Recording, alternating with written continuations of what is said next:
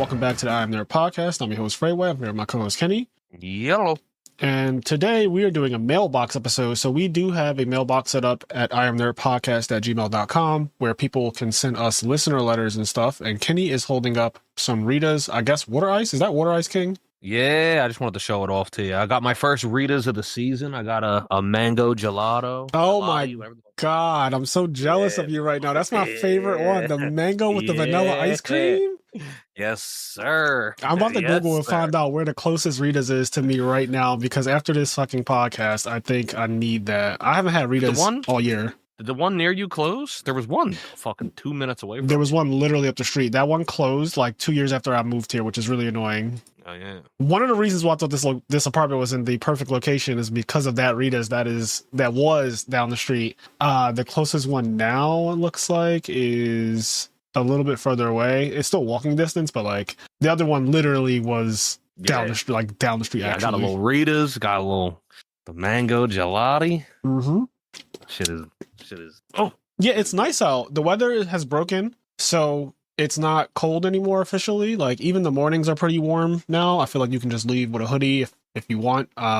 Yeah. And then your hoodie needs to come off after a certain point, like probably afternoon. Yeah. The other day I went yesterday, I went to go get some food from the grocery store, and I went outside and I was like, it's hot, but it was really windy. Yeah. I was like, I'm like kind of cold because of how windy it is. But I still decided against putting a hoodie on because I was like, I know 5-10 minutes into walking, it's just going to be like, regardless of the wind, I'm just going to be hot and the hoodie is going to be real bad. So I just heard some real bad news. But yeah, I agree. I think that, now is the time where it's still technically hoodie weather. You can wear a light one, but I think the heavier ones, the ones that you wear for warmth, the specific purpose of warmth, are not applicable anymore. Like, it's almost May 1st, and I'm glad. This is my favorite time of the year. I say this every year when we get around this podcast. I swear to God, like, I feel like I always bring up, I do not like when it gets dark at 4 o'clock at night. Because 4 o'clock is not, it's that, first of all, that just sounds crazy. 4 o'clock at night. Like, 4 o'clock is not technically nighttime, but when you have that November daylight saving shit goes down, and all of a sudden, like, you wake up for work and I feel like it's pretty dark, and then you get off of work and it's also dark, and that to me just leads to depression. Like, not like it's madness, hardcore depression, but I do feel like there's a thing where if you don't see the sun for a long period of time, you just get kind of sad. Seasonal depression, I think is what they call it. Like, there's a term for that. Yeah. So yeah. Winter blues, the winter blues. So anyway, we are here to talk about some of these listener letters. And if you want to have us read them aloud on the show, like if you have one that you want to send, it can really be about anything too. We'll talk about literally anything. Usually I've noticed that people send in listener letters based on what we've talked about already, things that we covered, and they want to kind of comment on those things. And that's what primarily consists of all our listener letters. So this first one is from our boy Austin Cruz, who has written the most listener letters out of anyone ever. And it's on the episode we did on Dan. Now I think we did 2 episodes. I think we cut the season in half or something. It's like 12 episodes, 13 episodes. So I think we did, like, what we usually do is do half of a season that way. But this is on Dan. He said, so I gotta say, the chaoticness of Dan had me glued to it. I did do the same thing where I went to watch the following week only to realize it was the end of the season already. It felt like in JJK took a bunch of drugs and rewrote itself, this would be what the result was. So before we continue with this listener letter, I want to say, yeah, Dan has probably, out of every modern anime I've seen so far, I'm just going to say it definitely has like the worst ending of a season to me. Yeah.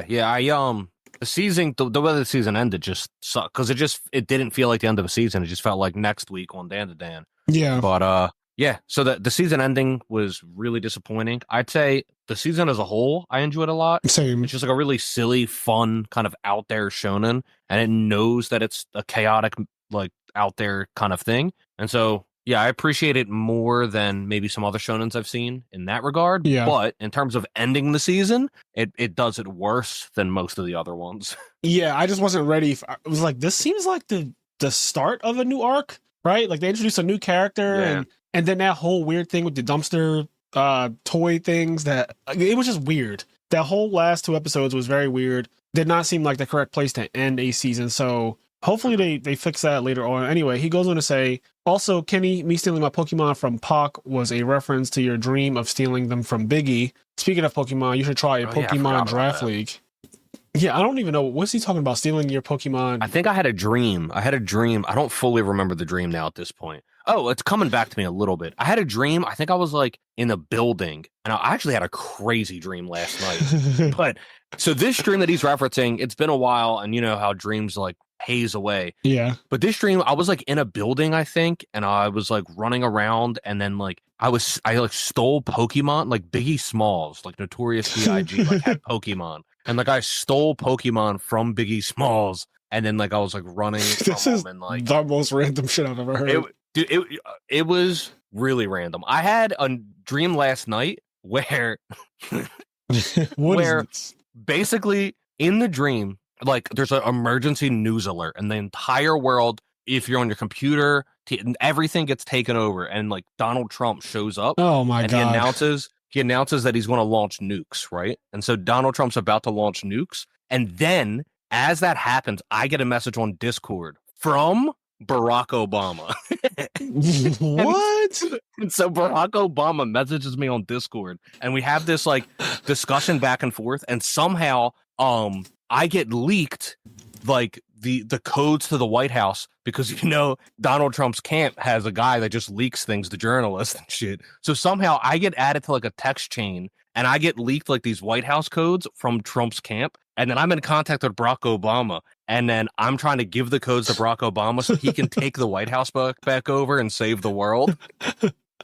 It was so a crazy dream. This is so drug induced, I swear. And like, you don't even do drugs or anything, but this sounds like somebody who is under heavy drug use.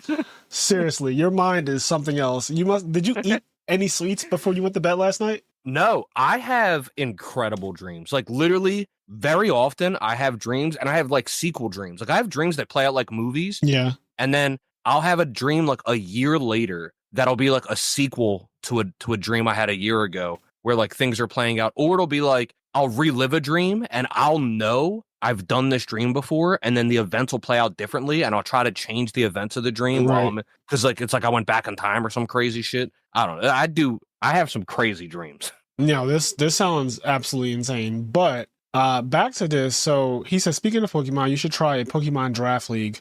Auras feels like the best format for it, and we use Pokemon Showdown, so we didn't have to worry about breeding Pokemon. Quick rundown, Smoggin rules, 3 Pokemon from each tier, OU, UU, RU, and U, PU. So OU I know is overused, underused, rarely used, I think, never used. And then PU is poorly used. Poorly used is crazy. And then lastly, Austin writes, you can see everyone's team of 12, but won't know the 6 your opponent brings until the battle starts. I like that. So you get an overall picture of what they could be doing, but you don't get the exact list, basically. Yeah, that sounds cool. That sounds cool. I would definitely do something like that. I don't know how much I would do it, but I'd do something like that. I think my competitive Pokemon days are behind me. I did it a lot. I loved it. Who knows? One day, here's the thing. You could think something's behind you, and then like you do it one day and the itch is there, and then all of a sudden you're Frazier playing Edison. Literally. And it's been not 5 years, but it's been 3 years since I started Edison, and it's fully revitalized Yu-Gi-Oh! For me, so. But yeah, it's tough.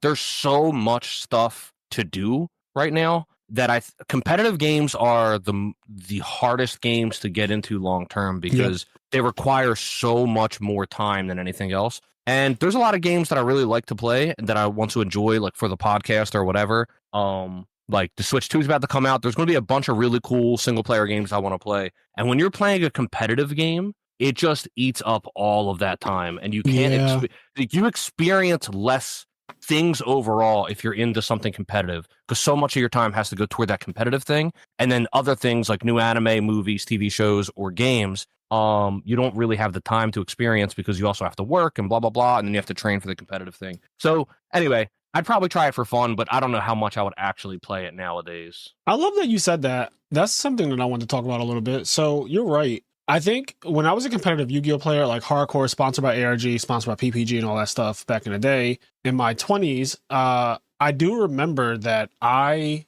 wasn't gaming. I just wasn't really gaming. I would play, if a Monster Hunter game came out, I would play that.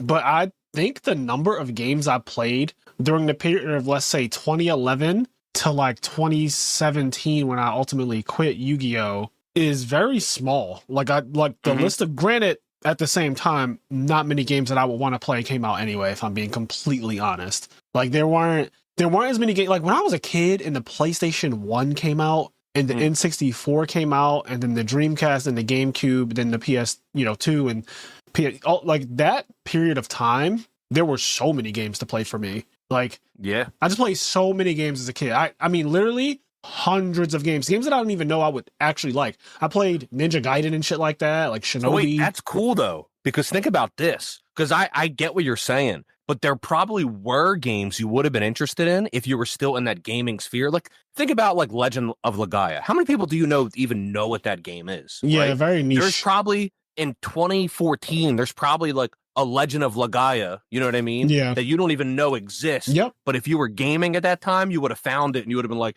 this fucking game's crazy. Maybe, but that's also the period that we met. We met in 2010, and I know the PS3 and Xbox 360, I think, were the games at the time, the consoles at the time. I'm pretty sure gaming was focused on first-person shooters at that time. There was a lot of shooters. There were some cool RPGs and little shit like that, but there were a lot of shooters coming out of it. Yeah, I just feel like the landscape of gaming just was so drastically different. Final Fantasy games weren't coming out unless they were online games, right? Like Kingdom Hearts wasn't coming out unless it was a remake of the Kingdom Hearts 1 and 2. We weren't getting anything. If you think about it, Kingdom Hearts 2 came out like what, 06? Yeah, something like that. And then we didn't get Kingdom Hearts 3 until 2018. So yeah. So when you think about, like, if you think about this gap that I'm talking about, coincidentally, games that I wanted to play, games that we will play weren't really dropping like that.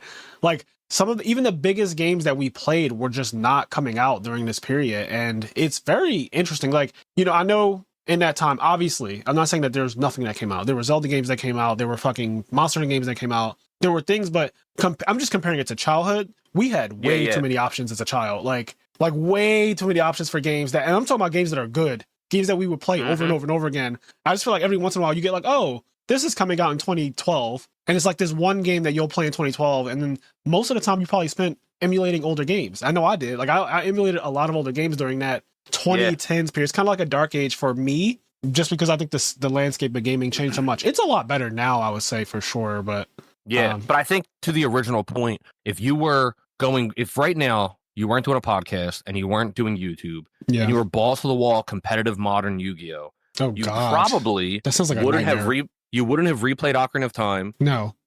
You wouldn't have played God of War. No. You wouldn't have played I'm playing Last of Us right now. You wouldn't be playing Last of Us right now. Yeah. You wouldn't be doing any of those things, and you probably would be watching less anime. Yeah, all of those things are true. I would definitely be committed more to just Yu-Gi-Oh, because that's literally what I was doing from 2011 to 2017. I went to so many events. I play tested a lot. I, went to locals. So that was everything. I spent so much time at locals. Like locals was a thing that I did multiple days a week. Like Wednesday, Thursday, Friday was Temple, then Saturday and Sunday I would go to locals. So I was at locals a lot. And that's because at that time, my biggest friend group was at locals. It's not that all my friends were at locals, but like the greatest amount of friends that I could get in one place multiple times a week was at locals. So it was just correct for me to go to locals. It's like, oh, there's like 5 or 6 people here that I really like being around. I used to go, man, in that 2010 era, like, and then for however many years afterwards, I remember, dude, I'd go down 40th all the time. Yes, bro. We had so much fun during that time. Days a week. Then we'd be in the fucking Fresh Grocer, and then we'd be at like an AU on one of the other days. Yep. Yeah, really, really a good time for Yu-Gi-Oh stuff and just being around each other, ranting and talking about nonsense. But in terms of gaming, it was so much different. And I am happy now so I'm so happy in terms of this topic about competitive gaming and how much it takes away from other things. I'm so happy in the space that I'm in right now because I do not feel the pressure to perform like I used to, even when I started playing Edison again, because there was pressure when I started playing Edison again to like compete and prove myself again and all that stuff. But after the year I had in 2024, I think I cemented myself obviously as one of the best Edison players, and like I don't really have to continue to prove myself. Like I think people get it, right? So like that makes it a lot easier now for me to do stuff like I can stream Ocarina of Time and just have fun doing that. I can stream the online tournaments, the same ones that I topped and played in last year. I'm now streaming them, like the EWCQs and stuff like that. Those tournaments I played in pretty much every online tournament I could last year, and I topped a ton of them. But now this year, I'm like, I haven't played in a single one. There's been multiple, and I haven't played in a single one, and I'm not going to because I'd rather stream them or just like do other things because, at the end of the day, again, Edison is a format that it's a locked format. And while new decks come out, which is great, once you find your deck and you kind of learn your deck, sure, you could be rusty, right? Like you haven't played Melee in a while, you could pick up your Falco and you'll be a little rusty, but eventually after a couple practice runs, you'll be back to speed. Yeah. And that's kind of how I feel with Yu-Gi-Oh right now is I don't need to play frogs every day to be sharp. I can pick it up, 2 weeks before YCS, play a couple games against OG or somebody, and then go to an event and literally do well or understand what I'm doing. Also, yeah, I mean, you wouldn't be at like peak performance, but it's not like you're not constantly watching content. Yes. Like while you're streaming a tournament, you're looking at however many people play at a time, and you're like doing like battle sims in your head. Like mental gymnastics. Would I have played that card? I don't think so. And blah blah blah. And you're still like in a way practicing without practicing. To me, that is practicing too. Just watching Yu-Gi-Oh! And people might not understand that, but to me, a lot of the time when I'm watching, and this is the reason why I was a judge for so long in real Yu-Gi-Oh! Like I used to judge for 10 years. So every Philly regional, I never played in after a certain point because I just enjoy judging so much, but I learned so much about the game from just watching so many people play at the top tables and like absorbing their plays or just changing their plays in my head. And thinking about how the game would play out. And that was like my play testing. So anyway, yeah, I think that's a good point you brought up. Competitive gaming takes away from other things. Not that that's necessarily a bad thing. Some people, that's what they live for. And at one point, that's what I lived for. And then once you grow past that, it's a really nice feeling to be able to enjoy other things. And I think right now, specifically, these last couple of years have been a great time to just enjoy other things because so many good things have been coming out. Yeah. I mean, it's great. It's just not what I want for my current time management. Exactly. All right, so next one, you want to read this Monster Hunter Not Spoilers one? Sure. This is also from Austin. She says, I've definitely pretty much the same thing. So I'm just going to read it as it's written. Right?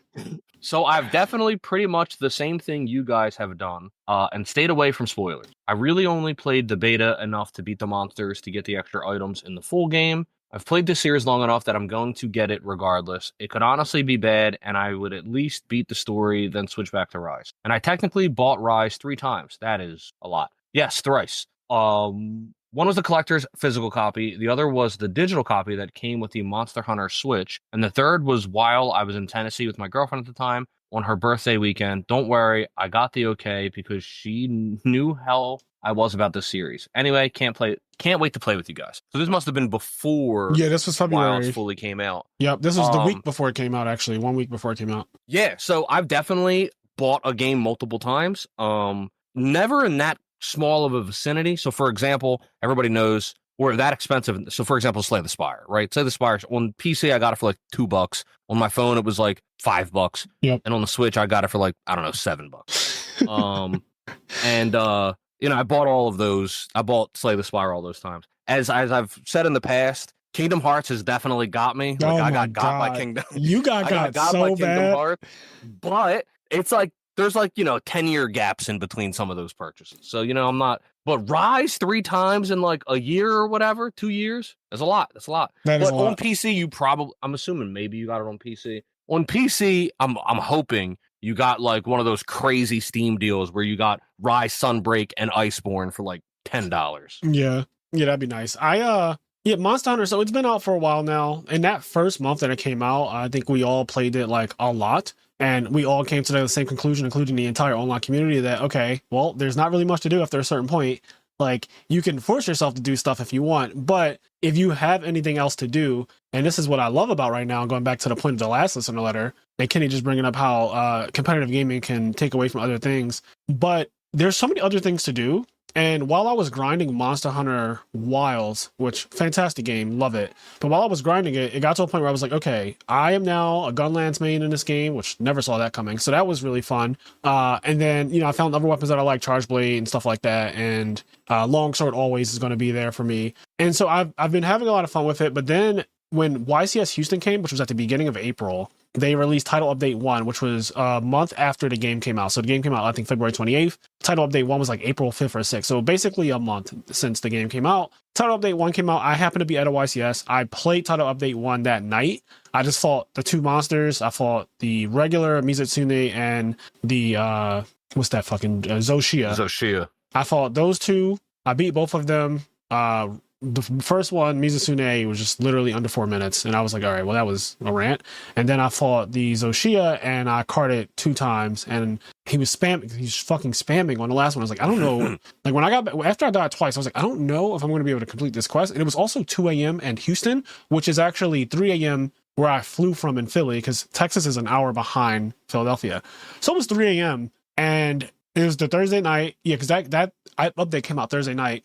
And I was playing it on my gaming laptop, like in a bed, not my own. So I was in an uncomfortable position. Not that the bed was uncomfortable, just the way I was propped up was just not comfortable. And I was sitting there like my palms were sweating because I was like, I don't know if this fight is winnable the way it's going right now with him just like 360 fireballs. You know, the attacks, the amount of damage I was taking, I was like, this is overwhelming. And I don't know how close he is to death. I really couldn't tell. And so then I ended up going back in on that last one. And I figured some things out, and I just was like playing very, very safe, like healing after every one hit. I would like heal, and then I eventually beat him on the first try, and I was like, okay, that was actually really challenging. I'm going to pick this back up and learn how to actually fight that monster, because clearly there were things to do that I just had no idea what I was really doing. I was just attacking it like I attack everything else and blocking what I thought, but he does so much more chip damage. It's like they designed it so that you can't just guard everything, which is smart because you can just guard everything with the gun lance and a lance, so they basically made it like, okay, no, you cannot do that against this monster. That update, cool. And then we're now at the point where there's like a festival going on. The Arch-Temper comes out, I think like in 2 days or something, like the Arch-Temper Ray Dow, the first ever Arch-Temper monster in this game. But I have played World and I've played Rise. And now we're at Wilds. This is the 3rd game of this new world of Monster Hunter games. And now I'm at the point where I understand how this roadmap is going to go. They're doing the exact same thing they did with the Elver 2. It's going to take a while before all of the content that they plan to release is out on this thing. And I'm gonna be honest, I am burnt out of Monster Hunter Wilds, and I've been burnt out of Monster Hunter Wilds for a while. So I've been blatantly just playing other games in the interim while they slowly release content, and I am not mad at it at all. Like, I have thoroughly enjoyed, like, Ocarina of Time. Those 2 weeks I played Ocarina of Time were really fucking fun. It came out of nowhere for me, and I really enjoyed it. And then, like, towards the end of that playthrough, I remember everyone saying, you know, this is what you should play next, or you should consider playing this, consider playing that. There were so many suggestions. Obviously, a lot of Majora's Mask suggestions. I mentioned that I wanted to play Wind Waker because Wind Waker is getting made for the Switch 2 and stuff like that. So all these different ideas of what games to play. And then I watched The Last of Us Season 2, so this was literally last week. I was so blown away. Fuck, I just realized. Didn't watch it last night, right? I didn't watch it last night. Me either. Yeah. I haven't seen episode 3 yet. So, but we saw what we needed to see. We saw episodes 1 and 2, and I was so blown away, like emotionally, physically, everything. I was literally in my room, like, because I didn't know what I was getting myself into at all, and I'm not going to spoil anything. But just season 2 of The Last of Us really blew me away in a way that only a show like Game of Thrones has, where like just that feeling of an epic thing happening, right? Like it was such an epic start to that season. Yeah, it was fucking crazy. I can't wait to talk about it. And what it did to me was it inspired me for whatever reason to try to play the actual first game, which covers only season 1. So I was like, oh, I love the show. Like I love season 1 of the show. I've watched it literally 4 or 5 times with different friends, and I talk about this all the time, but it's one of my favorite shows ever. Like I think The Last of Us season 1 it's really good. It's damn good. I mean, HBO did their fucking thing. They did. I mean? And now that I'm playing the game, and I'm actually actively, while I'm streaming, I'll be comparing it like, oh, this is how they did this in the game. This is how they did it in the show. Like Bill and Frank, the way they covered it in the show, I like a lot more than the way they did it in the game. Although I just played through that part in the game last night, and I like the way the game did it too. So I like both in that regard. But the opening of the HBO show, when they cover you following the daughter going to get the watch fixed, the daughter getting offered the cookies by the next door neighbor, and then the old lady like doing that weird twitching thing, and the dog kind of looking at her weird, and then the reports on the news that you don't like, no one's really paying too much attention, and then a guy saying, "Hey, go home, like we're closed," in the watch store after they fix the watch, and then you see the fucking ambulance going past. That whole 30-minute sequence, because it's 30 minutes before the outbreak happens. That whole thing to me was like really, really, really good for when the daughter inevitably, spoilers for season 1 of Last of Us, when the daughter inevitably dies. I cried. Like I literally remember tearing up, and I had just met this character 50 minutes before she died. And I literally was tearing up when he was holding her and she was saying, "Dad, it hurts. And like, he's saying it's going to be okay. And Tommy's looking, it just, very emotional, very emotional. I played through that on the first night of the stream for Last of Us Part 1 on PC. And I got to that part and I was emotional, but I was really emotional because I know the day that the daughter had, not because of what I was seeing not because of what I was seeing in the video game at that time. I was adding more context to it in my head that made it sadder than I think the game did. So I actually think the HBO show did a lot of things blatantly just better than the game.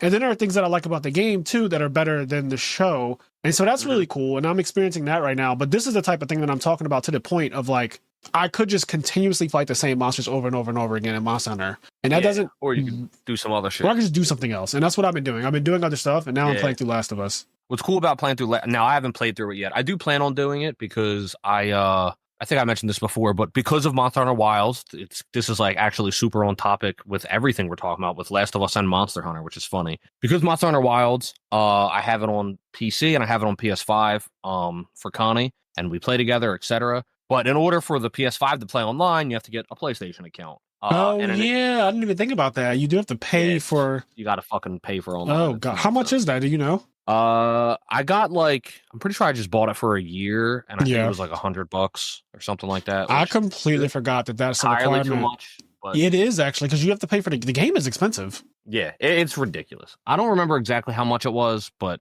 ballpark. But anyway, with that, there's a bunch of games you can play for free on the PlayStation. Okay. Two of which are the two Last of Us games. And then so I was saying to Connie, I was like, before our subscription runs out, I will play through, because Last of Us is one of her favorite games of all time. And, I think the HBO show was fucking amazing. Yep. So I was like, you know what? Before this subscription runs out, I'm going to play The Last of Us 1 and 2, because why not get our money's worth out of this subscription? But I say all that to say, I haven't played Last of Us yet, but related to what you're feeling in Last of Us and some things that the game might do better is that you actually get to be in the role of the character. Yep. And so experiences are happening to you. Like, you're not watching them happen to someone else. And that's the storytelling of video games that can be done unlike any other medium, is that you get to really experience the things because they're personally happening to you. Oh man, are they ever? Because when I tell you that day one of streaming, when I got to the museum, which is literally episode 2 stuff of the show, where you're with Tess and Ellie and everything, I was on stream freaked out at the clickers, the whole concept.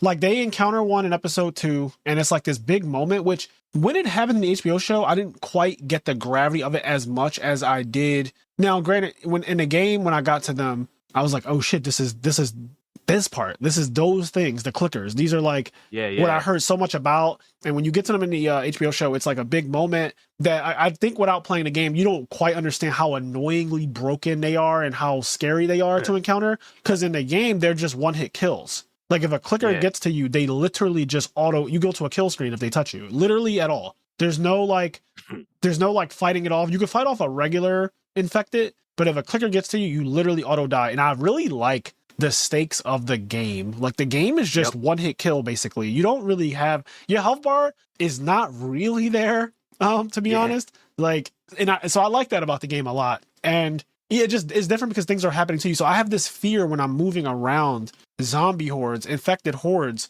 that I didn't have when I watched the show. Sure, I could feel for the characters, but at the end of the day, I'm watching it happen to them, not me. Yep. And in this game that I'm playing, I now feel the fear of if that thing sees me.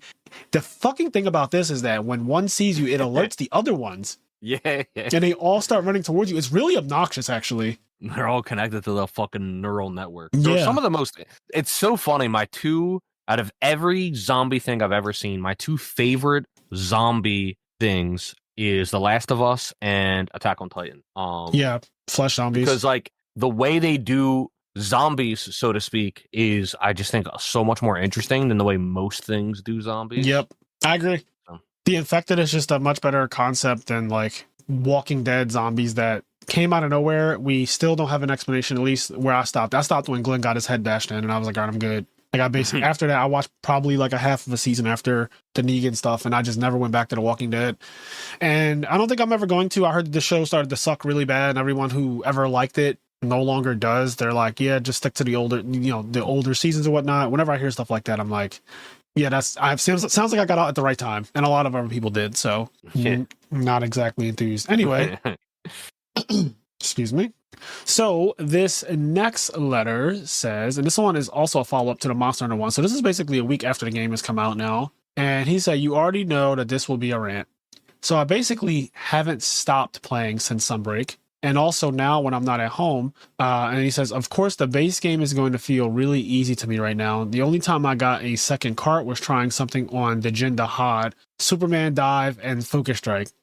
I will say overall, I do prefer the more anime feel than the World Wild feel, but that's just nitpicking on my end. Wilds is absolutely stunning though. It's super massive and the fights are so much fun. I made it to Tempered on release weekend, even with friend's birthday, friend's play, and a date to one of my stand-up shows. I didn't even pick up my steel book until Sunday. I even bought the digital collector's edition. So I took vacation time to give myself a 4-day weekend to play this game, downloaded it before I went off to Yu-Gi-Oh! Local so I could play it right at midnight. I've been playing Charge Blade since it came out, but I switched back to Longsword and Sunbreak when I saw how weeb it was. So I started with the Longsword after trying it out in the beta. First hunt against Uvduna, the belly flop fish. I kept wondering why I was having issues dodging. Then I remembered the brand new game and don't have my crazy distance like in Rise. I pretty much breezed through the game, but I've been playing since PS2, so not saying much to me. I'm basically playing pretty much any chance I get to make it to where I can casually hunt and don't have to put in so much time. It does seem like there's a lot going on with the interface, almost too much.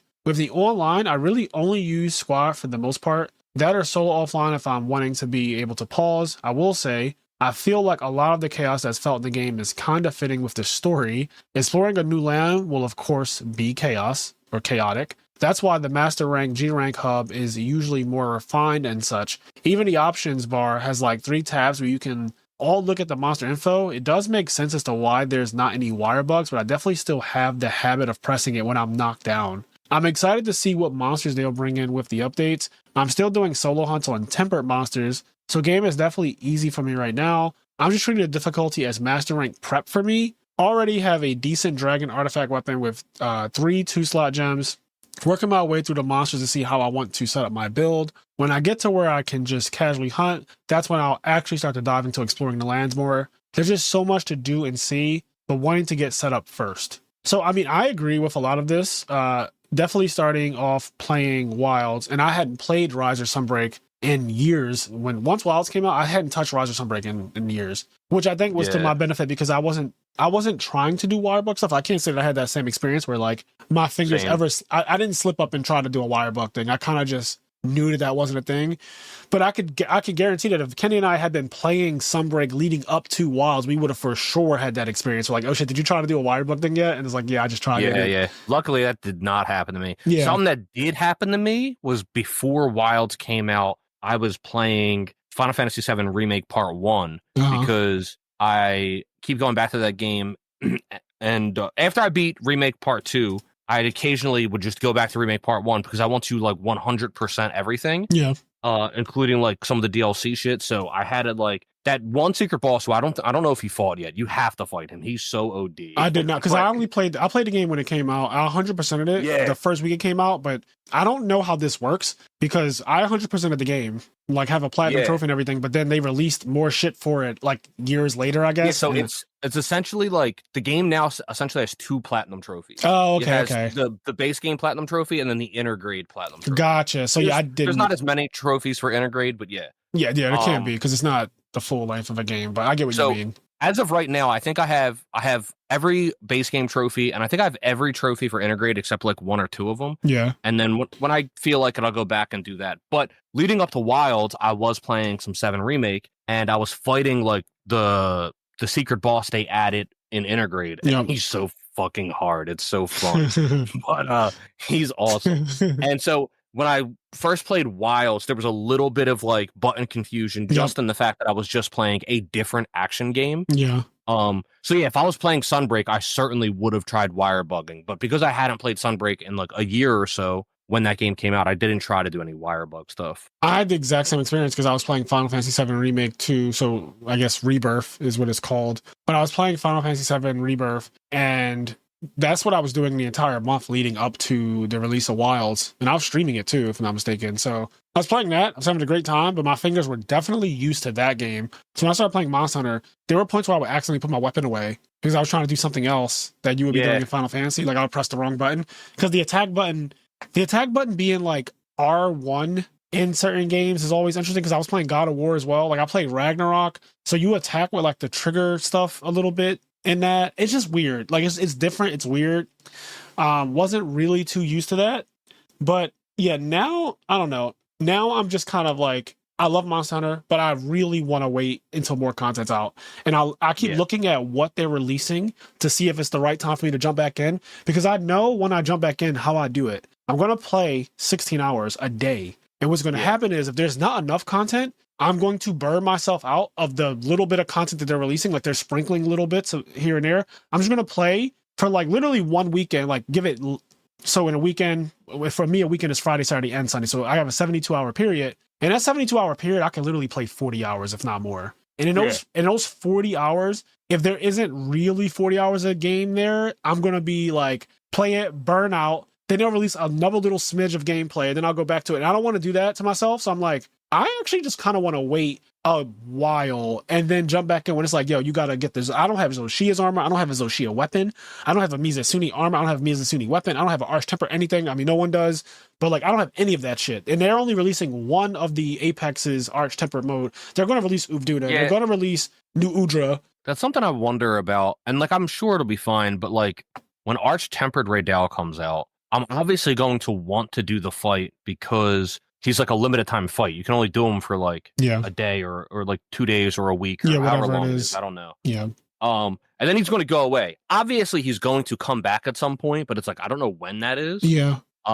So it's one of those things where like on one end, I kind of want to wait until there's like 5 Arch Tempereds in the game, and then like hunt all of them. But doesn't really seem like that's what's going to happen. I'm guessing at some point it's like it's going to be like Raydal and then Uvduna, whatever, and they're all going to be solo. And then maybe a year from now, there'll be an event quest where all 5 of them are in the game at the same time. I don't fucking know, but here's what I think is going to happen. Now I could be completely wrong. I think when the next Arch Temper monster comes out, so let's say they do Uvduna next, because I think that's the order, right? It's like you go to the Scarlet Forest after the plains or whatever. So Uvduna is likely next. So I think it would go like Raydal, Uvduna, New Udra, yeah, and then Jindaha. Yeah, Jindaha. Yep. And so when these things happen, I think that there will be a festival every couple of months, because that's just how Monster Hunter typically likes to do those things. And the festivals usually bring back everything. Like, that's what they usually do. So I am not in too much fear, but I understand what you're saying about like he's going to go away. Like he's coming out tomorrow night, or maybe I don't even know if it's tonight. I think it's tomorrow though. He's already out. Yeah, he's coming out soon, and you do only have like a couple days to fight against it. But I've played again World and Rise, and I feel like even if you technically miss something, you could always just wait and they will bring it back. If not permanently, just add in something that you could fight it at any point. Yeah. They're kind of building hype right now. I think it's a way to get people to log on to make it where like you can only fight this right now, and that does incentivize you to turn your game on and play it. It's interesting because from what I understand, what they're doing in Wilds is how they did it in World, but it's not how they did it in Rise. In Rise, to my memory, there was no time limited quest. Once a quest was added to the game, like an event quest, the event quest was just in the game forever. Yep. Like they would put it in the game and then it didn't like go away ever. It was just in the game. Yeah. Yep. You're absolutely right. So I think you could do it either way. You could do it where you play it as soon as they drop it, which is like what a lot of people I imagine are going to do. Or you could wait, and then when you wait, they're just going to release a festival or something. Like there will be a summer festival that'll have, I think, Arch Temper Raydal and Uvduna or whatever. And if New Udra's out by then so be it too. But yeah, I've been loving Monster Hunter Wilds. Like when I played it, it's really, really good. There's definitely things that they could make better. Like I really don't like the Arshan weapon or Artine weapon, whatever you call it. I don't like that system, honestly. I'm not a fan. It's just not those weapons are better than all the other weapons, which is like, okay, I get that part. Like they're supposed to, because you have to fight the hardest monsters to get the parts to make them. But then I don't know. It's just like the RNG thing rolling on, like, is my sword going to have these specific rolls and all that? And then a lot of people just re-roll them anyway. I just didn't even want to get wrapped up into doing that. So I was just like, completely ignored that whole system. Yeah, I was like, all right. And me too. And granted, this is what made me love the Gunlance too. The best Gunlance is not an Arshan weapon. So I didn't have to worry about like spending God knows how long just forging RT weapons over and over and over again trying to get the best Gunlance, because I literally the Arkveld has the best gun lance in the game. And unless something changed with Title Update 1 with the Zoshia and stuff, I don't think that anything, like, I think that that's still the best gun lance in the game. I haven't heard or seen a new YouTube video of like the new best gun lance or anything like that. Like, there wasn't anything like that come across my timeline. Even if I don't click it, the title will just say like, this is the best gun lance now, because I watch so much gun lance content now, or at least I was. And so, yeah, I think that that's still the best gun lance. It also looks really cool, and it's not RT, so I don't have to worry about getting the perfect rolls, and I can just play without thinking about min-maxing. And granted, the other cool thing, and this is one of the things that I know Kenny loves too about this Monster Hunter game, this is such a good improvement, by the way. Every single weapon has an ultimate level to it in this game. Yeah. No matter what it is. And it is competitively viable no matter what. Like, if you like the Siglinde, which is my personal favorite greatsword, there's some other ones that are also up there for me, but the Siglinde is like old Monster Hunter, right? Like, that's an old Monster Hunter greatsword, and I love that weapon so much. So when I saw that it like has 210 attack, has fucking white sharpness, has poison, has 3-2-1 slot, I was like, oh, sure, I can't get the perfect. I'm pretty sure that's 10% or 15% affinity. Right, it's a broken, like, bro. It's a really good weapon. Like, I'm sure like somebody did the math and some random Arcane weapon's better by like some 1%. But, yeah, like, it's so small. Like, I watch videos of Rage Gaming because the one guy's favorite weapon is the greatsword. So he'll always like, give you math and stuff like that. But it literally is just like 2% better if you get the perfect archer weapon or whatnot. So I was like, at that point, I'm just going to use what looks good to me. And then I started just, because I'm playing on PC, and I realized, I can make a weapon look like whatever I want. So then I was using like an archer weapon with an overlay that makes it look like any weapon I want. And I was like, I know at some point they're going to put transmogging weapons in like they do in every game, where you can make your weapon in the game look like anything else. They haven't introduced that yet, but they did it for armor like immediately. Day one. Oh, they did? Yeah, they announced it. Okay. They said it's coming. It's announced. I don't know where it is on the roadmap, but it's confirmed. So that's good to know. That's very good to know. But yeah, I love that every weapon has an ultimate weapon. I know that you love that too, because you like making every single weapon that you play. Like, if you play that weapon, you'll make every hammer, every greatsword, every whatever. And I think that's also something cool to do. Stuff like that. I feel like Monster Hunter is enough.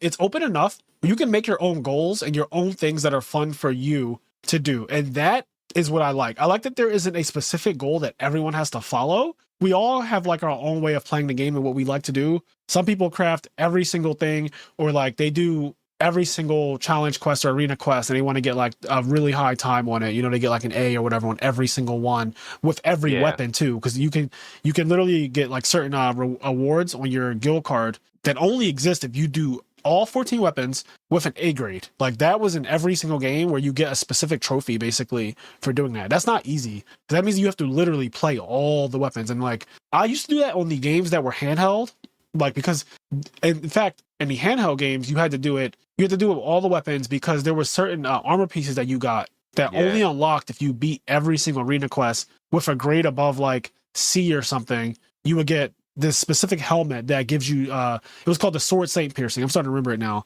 There was a thing called the Sword Saint Piercing that gave you Mind's Eye. Now, this is when Mind's Eye was really hard to get. In the old days, Mind's Eye was not a skill that you just got. You could only get it from like very, very, very few armor pieces, but there was this helmet that just came with it automatically. It had plus 10 Mind's Eye, and you had to do every single arena quest with every weapon, which is fucking so annoying, because some weapons you hate, some weapons you love, and you're like, oh, this is gonna be easy, but then you get to like Lance or something that you just really don't, or Hunting Horn, you're like, I don't play this. So stuff like that, really, really cool. But people have different goals, and I like that there's things. Some people speed run, some people like going, doing all the quests and getting their hunter rank to 999. Like, that's literally some people's goals. Like, I want my hunter rank to be 999. It's like, okay, good luck with that. Like, there's so many different things, but everyone plays it for a different reason. I like that. Yep. All right. Let's see. What's the next one? This solo leveling one. Ooh, solo leveling. All right.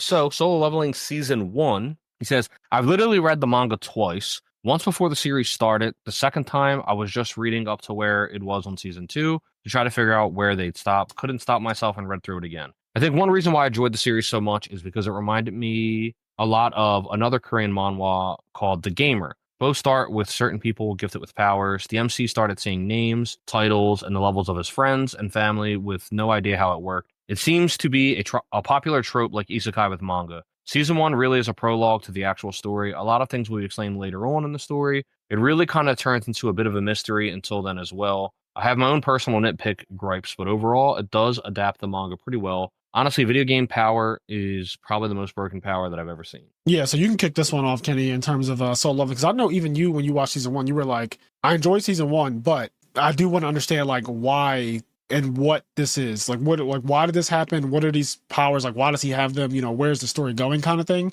which is valid. Yeah.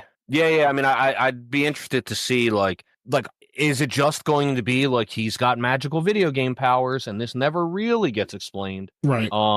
Because the way I put it together, him having those video game powers has to also mean that like whoever gave him those powers are the reason why the gates and the worlds are connected to begin with. Yeah. Like everybody got powers and all of the worlds are connected. The person who gave him like a video game overlay or however he got that has to be the same. It's got to be related to the fact that the story's even happening to begin with. And it's like, why did he get this magical thing? I mean, I guess it's because he went to like that room or whatever. But yeah, I mean, I'm interested to see where the story goes from there and how it develops its mystery and its plot and how it develops its characters and all of that goes wherever it goes. So I agree with Kenny in that I would like to know what the fuck is going on with Solo Leveling. I think that the anime is fantastic. Both seasons are really entertaining. Like the animation, the shit talking, the subtlety, the aura farming that the main character Sung Jin-woo does. I like him a lot as a main character. I like the way he is. He's just like such a cool character, and the anime is very likable, even though the other characters surrounding Sung Jin-woo are very weak in terms of memorability. Like I don't really, if someone put a gun to my head and said like name 5 other characters that are not Sung Jin-woo in Solo Leveling, I'm just gonna have to tell them to tell my mom I love her or something, because I don't really know any of the other characters. But the main character is so strong that he really does carry on his shoulders. Like he carries Solo Leveling, and I really do think it is a fantastic anime. Is like if you just want to be entertained and watch something that is super crazy power level, somebody's crazy internal thoughts, and just also for me, because I haven't seen this one. You're talking about the gamer where they did the exact same concept, I guess. This is my first time seeing something like this, and I've watched Sword Art Online, but I don't even think they're relatively the same, honestly, because Sword Art Online is like a completely different thing. You jack into a video game, and like if you die in there, you die in real life and all sort of stuff, and then the story gets like really bad, in my opinion. Just very different. Isekais, I know that there's 100 of them. I've only really seen one. I've seen Mushoku. 100 is a fucking understatement, unfortunately. I know, and I've only really seen, not literally one, but I've seen mainly one. I've seen Mushoku Tensei, and I've seen like half of season 1, I think, of that, or 2/3 of season 1 of Mushoku Tensei. So whereas some people are probably super tired of the isekai genre, this new gamer genre or whatever, where the main character just kind of has this overlay thing going on and they're broken, if that's a new trope that's happening, I wasn't privy to it. I've only seen Solo Leveling, and I really like Solo Leveling, and I really like Mushoku Tensei too as an isekai. But I imagine if I kept seeing the exact same thing over and over, I would not enjoy it as much. So there's that. Yeah, I've also read The Gamer. I've read a lot of like the popular Korean manhwa. I have given a try. Yeah. Yeah.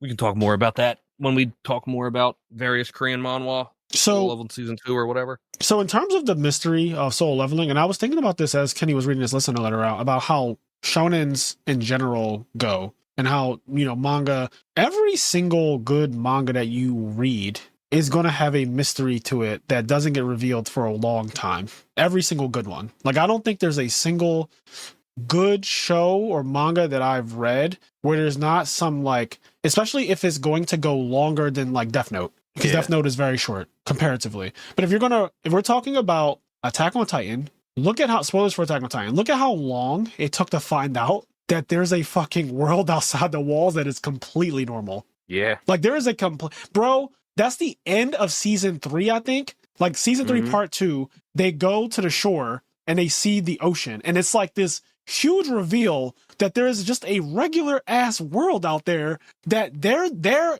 encased in behind the wall, and they're the only people like that. Like they're hated and they're encased, but there's the whole continents. Literally, there's Chinese people and shit like that make flying boats. There's African people, like the one guy whose name I can't pronounce. There's a whole, literally, they're living on just regular ass Earth, but they're behind the walls. But the way the show is set up for the first couple seasons is that they tell you all of humanity is behind these walls. They tell you that. The author, the fucking narrator tells you all of humanity is behind these walls. So there's all these mysteries that happen throughout Attack on Titan, and it gets more elaborate than just finding out that there's a world out there. These are more shit to it, like Ymir and all that stuff. My point is that I have the same exact feeling where I want to know what's going on in Soul Leveling. But then I also remember Demon Slayer and what happened after we found out what the show really was about. And I was like, oh no. Because Demon Slayer dropped the ball big time with the last season when we found out that the whole thing is essentially a vampire novel. Like, what's his name? Muzan? His entire thing is that he wants to eat the main character's younger sister so that he can walk in the daylight, which they just randomly reveal that she can stand in the sunlight and nothing will happen. She doesn't die if she stands in the sunlight. And then Muzan, simultaneously, as soon as it happened, he was like, oh, I can see what all of the other upper moons can see. And I just saw this girl standing in the sunlight. She's not dying. That's what I've been looking for this whole time, even though he was looking for the blue spider lily. Now, apparently, he was always looking for Tanjiro's younger sister who has the ability to daywalk. And so he's literally just a vampire, which is a trope that we've seen hundreds of times throughout our lives now. Yeah. That wants to daywalk. Yeah. And that is the premise of the entire thing. A good, like, shonen or whatever, as much as they're about, like, action and hypeness and everything like that, what really carries them long term is like the subtle story and plot that it's set up, the character developments, and like the mystery. A lot of these have like some sort of central mystery, and that really goes a long way. Like for Bleach, look, I don't know if you could really call it a mystery, but the central like focus and intrigue of Bleach is pretty much always Aizen. Like before you get to Soul Society, it's just kind of Monster of the Week, and you're just kind of learning about what the world is. Yep. Then you get to Soul Society, you meet all these captains, and then Aizen gets murdered. And then it's like, what the fuck? And then it's like figuring out who the murderer is and what's all happening and this whole like mystery that's happening while at the same time we're trying to save Rukia. And then it gets revealed Aizen's not murdered and he's the mastermind behind everything. And then the rest of Bleach is like centered around like Aizen's plot and figuring out how to like outdo Aizen.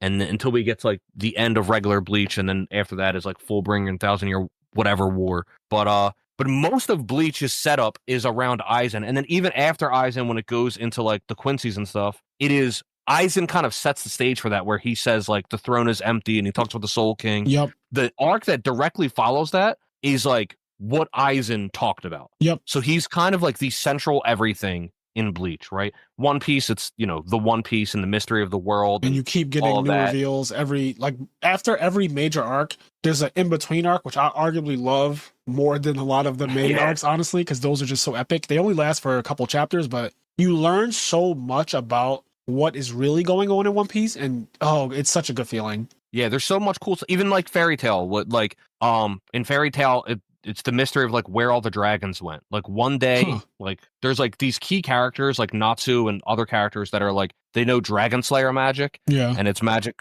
specifically designed to be able to like defeat dragons. But they were all taught that magic by these dragons that raised them. They were all like these orphan kids, and they were like raised by these dragons that taught them this magic. And then one day all the dragons disappeared, and they're like looking for their dragons. Let me guess.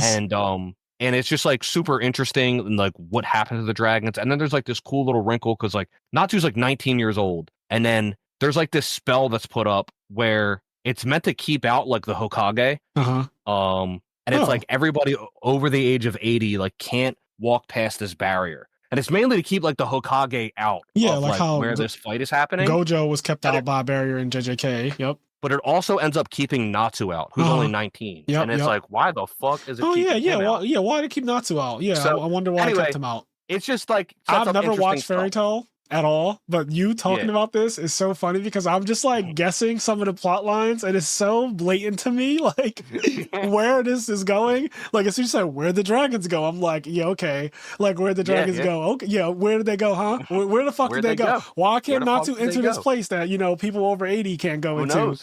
So Who knows? I've never watched an episode of Fairy Tail in my life, but the mystery drives it though. Yeah, they have to set up these mysteries. Like, in order for these shows to last 100, 200, 300 episodes, there needs to be these mysteries in order for it to, like, stay compelling. And then when they fumble these mysteries... Oh, God. Is when it gets real bad. Yeah, Chainsaw Man, notoriously, I did not think was going to be good. And I was reluctant to even start watching it because the concept and the look of the art... Not the art, but the main character having an actual chainsaw for arms and a head. I was like, this looks dumb. I know people are saying that the manga is great, and they can't wait for it to be adapted. But when they got its adaptation, I was like, I don't think this is going to be something that I would like. It looks like something for maybe younger kids. And then I watched it, and episode 4 came around, and the tone of it shifted to the Gun Devil, and that scene where the Gun Devil blew away a fucking like I don't even know how far the blast actually went. They don't like show you the full scope of it, but it was so outrageously long and it killed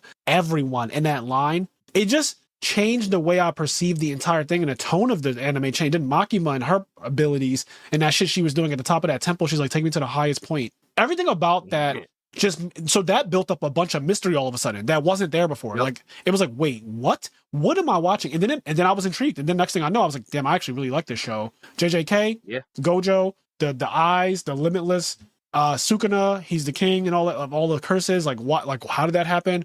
Who is Megumi or whatever his name is? Like, why is he so special? Why is Sukuna super interested in him? What was that, thing that came out that Sukuna fought in the last season that literally countered everything he did? It was like rock, paper, scissors or whatnot. Like, that was ridiculous. Mahoraga. Like, everything about the mystery of these animes that I just named definitely is what makes us stay watching them, is what made Attack on Titan so brilliant. Because Attack on Titan, when it revealed things, was actually like amazing. It was like, oh my God, that is such a crazy reveal. And the same thing with One Piece, which is why I think One Piece is one of the greatest things ever written. And, stuff like that. It just gets better and better and better over time. But then you do have flops, in my opinion, like Demon Slayer, where the reveal just was not it. I'm sorry. Like that, we did an entire podcast episode where we were both kind of like, I mean, I feel bad whenever I talk about Demon Slayer, yo. I feel so bad because I know so many people love it. Yeah. And like, I never have a nice thing to say. Yeah. Nowadays, we are not Demon Slayer fanboys. We were both like, this is fire. It looks really cool.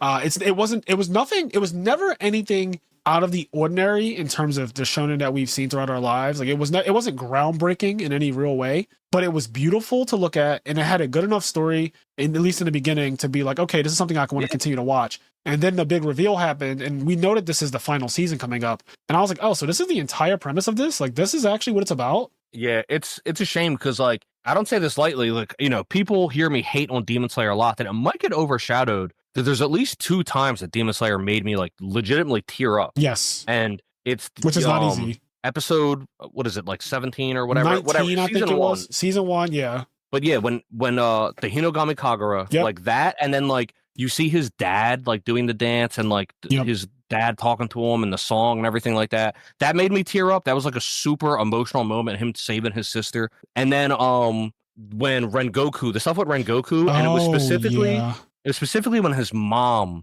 was talking to him and his mom was telling him what it means to be strong and all this other stuff and like what his responsibilities are as someone who is strong. Yeah. And like, just, it wasn't so much necessarily Rengoku himself, but it was the things he was doing, but then also like the flashback to his mom and all this other stuff. Like that made me, so like Demon Slayer got some legitimate emotion out of me. I was really into it and really enjoying it, but it's just that as it went on, it kind of just let me down, and there was a lot of the writing that I thought was really, really subpar. Yeah, and to the point of Solo Leveling, I think Solo Leveling, so far, I've watched 2 seasons of it, 2 full seasons, and I like it a lot. I am just like Kenny, where I'm kind of waiting to see why things are the way they are or whatnot, and like more of the plot being revealed. But I acknowledge that a lot of anime take a while before you really get that, and that's okay. Yeah. Like, I'm okay with waiting to figure it out. I just hope that, one, that there is an explanation for it, because they could just go the route of we're not explaining this, which I think is always bad when you do that. Yeah. When things just happen, like in A Walking Dead,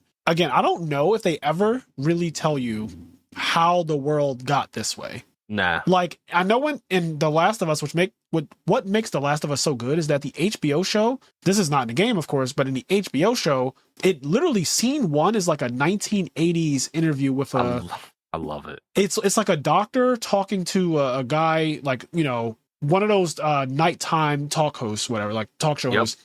And he's asking him questions about fungus and things like that. And just like, what is a real threat to humanity? And the guy's like, yeah, fungus is the biggest threat to humanity. He's like, there are different types of fungus that have mutated where they completely take over a host. They don't seek to kill, they seek to control. And right now, they don't have the ability to do that to humans. But let's say the Earth got hotter and they were able to mutate to a way where they could actually stay in a body. Because right now, our bodies, we have a temperature, our internal temperature is like 98.6. And fungus can't live in that environment. Like, our bodies are just too hot for them or whatever. But he was like, let's say that they mutated past that point where they could survive in those temperatures, then they could take over us. And that would be the worst thing that could ever happen. And then so that's the opening scene of the HBO show for The Last of Us. It gives you context immediately, and then you see the outbreak happen because of in episode 2 they show you in the beginning, the lady, they go get this like amazing research lady from a university, and they're like, come with us and we want you to look at this body. She cuts into it with a scalpel, she sees cordyceps, and they ask her, what are we supposed to do? And she says, bomb everything and then pray, because this is the worst case scenario of what could ever happen on this planet. And then the wheat factory or whatever, they shipped out a bunch of it all over the world. A bunch of people consumed bread and bread like products, aka biscuits that you saw being served in episode 1 and cookies being served in episode 1 that have infected all of these people. And the main characters in episode 1 rejected eating any bread products in episode 1. They were like, oh, I'm doing Atkins and I'm doing all these things. I'm doing keto. So they're actively saying no to the cookies, no to the biscuits. And then episode 2, it gets revealed that's how the infection started. So you get context immediately on how this happened. And that makes it so good, because there's still a lot of mystery to The Last of Us, at least like, there's still a lot of mystery to it, but you do get context of how it all happened. Whereas some shows never give that to you. They think that that's like the cool thing about it. Like, you don't even know how this happened. And that's just it. Yeah.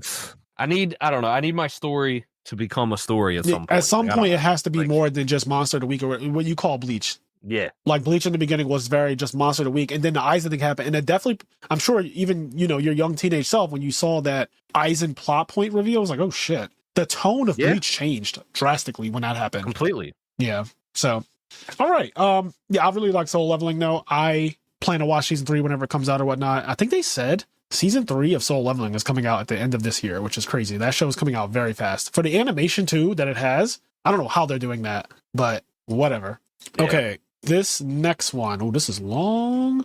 Yep. So, okay, this is from Enraged. Yeah. This is from Enraged Peacock, and he says, oh, I think you read the last one, right? No, I think you did. Or no, who did? I don't know. I don't know. I think you read the Solo Leveling one. Hold on, wait. Okay. Wait, the end of the day I read, then you read Monster Hunter, then I read Monster Hunter 1, then you read, we're back on, I'm back up, it's me. Because I started with Dan, and then you did Monster Hunter, not spoilers, then I did regular Monster Hunter, then you did Solo Leveling, and now I'm going to do this. All right. Got caught in a cult. So this is from Enraged Peacock. We love getting caught in cult. I use that now. Like ever since we brought the got caught in the cult thing up, I have been using that as a thing. Like recently, Kenny got into an argument with one of his friends just about plane crashes and how much more frequently they're happening in 2025 since the new administration came in and like fired a bunch of people. And then a bunch of fucking aviation incidents have been happening, like fatal aviation incidents have been happening. And they were having a back and forth incident. Basically, everything that Kenny said, the guy, like Kenny's friend would just say, he would try to defend it basically from the stance of like hardcore Republican defending everything that the administration does and almost pretending like things were not like there's nothing wrong with what's going on in the world right now. Everything's fine. He was given one of those kind of stances, and I just enjoyed. You said what? I just said everything's fine. Yeah, everything's fine. Like the dog, sitting in the house where it's on fire. It was giving that, and it just reminded me of people who are in that cult of Trump's, where you just absolutely cannot see anything wrong with anything that he's ever done. You think that he's just like this perfect person because you're literally a fucking part of a cult. So I just simply wrote that on that Discord conversation. But anyway, this one is from Enraged Peacock. He says, wealth, fame, power, gold, D. Roger, the king of the pirates, attained this and everything else the world had to offer, and his dying words drove countless souls to the seas. You want my treasure? You can have it. I left everything I gathered together in one place. Now you just have to find it. These words lured men to the grand line of pursuit of dreams greater than they've ever dared to imagine. This is a time known as the Great Pirate Era. Come aboard and bring along all your hopes and dreams. Together we will find everything that we're looking for. One Piece. Mm-hmm. After a little over a year, I have arrived in Wano country, and I have had such a wild ride through this story, and I can confidently say I've been caught in the cult. Damn right. It's the best cult you can be in. I am a deacon of the Church of One Piece because it is a cult that lets not even, wait, what does it say? Because it is a cult, not even pretend it isn't. Okay, he said, like, let's not even pretend it isn't. I'll be like, hi, have you heard of our Lord and Savior Straw Hat Luffy? Do you know what he sacrificed for us? Then you start doing the One Piece math and be like, oh, you think it's too long? Okay, listen. Episode is minus, wait, what is this? Hold on, Rich. I'm having a bit of a hard time reading this, but talking about the length of the episodes. Okay, in 3 of those, that's 60 minutes, so that's 1 hour. So he's basically saying 3 episodes of One Piece is an hour long. And then you can watch 9 episodes, and most people like Marvel movies. Like if you saw Endgame, that's 3 hours. That's 9 episodes of One Piece, though. You can do 1 Endgame a day if you wanted to. We all loved Endgame, so if you do 1 Endgame every day, then that's 63 episodes of One Piece a week. There's 4 weeks in a month, so you could do 252 episodes of One Piece in a month, so you could catch up and get current in 6 months. And Rage, the fact that you did that math to see like how much a person can watch One Piece every single day to get caught up, 252 episodes a month is crazy. And the best part, like you said, we all loved Endgame. You get to watch an Endgame every day. Yeah. And it's fucking great. On the surface, One Piece looks to be a cute shonen about pirates and friendship. However, One Piece is an allegory reflective of the modern day society we live in. It is a show about class wars, discrimination, systems of power, oppression, overthinking, and corrupt totalitarian government. Did I say that right? Totalitarian maybe. Disguised as democracy and the quest for liberation. In the framework of full cults. What the fuck?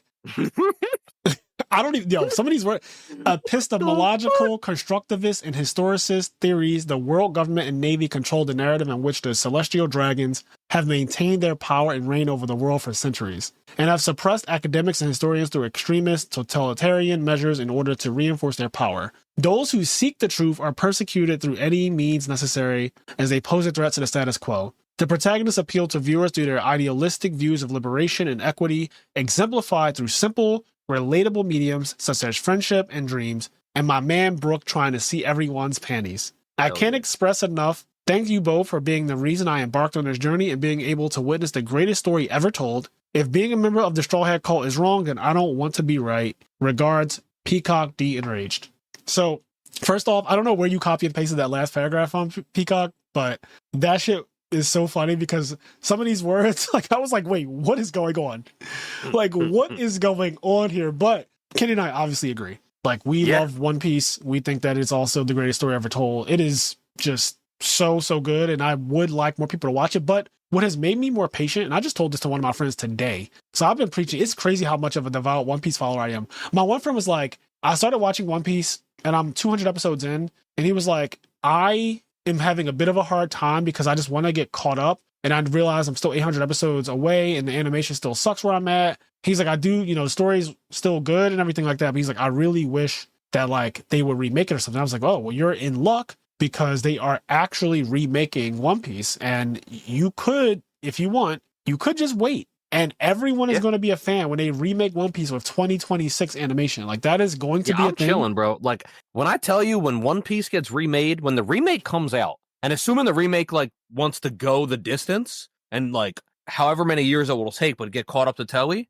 I'm chilling. Like, y'all can talk all your shit. I'm not in the One Piece. You guys can pretend you're not in the cult. When the remake comes out, you're all going to watch it. Just like all you fucking losers are watching Demon Slayer, and JJK, and fucking Solo Leveling, and all the other shit. You guys are all watching all that shit. You all, oh my God, Tokyo Revengers. You guys all talk your shit on all these random new anime of the week that comes out, and I'm going to just talk all my shit. All that shit's cool. Just you wait till your Lord and Savior, the God King, returns to our shores, and he steps over the mountain. And the One Piece remake is here. Just y'all fucking wait. And you're all watching it. And you're like, holy shit, this is just like full gas.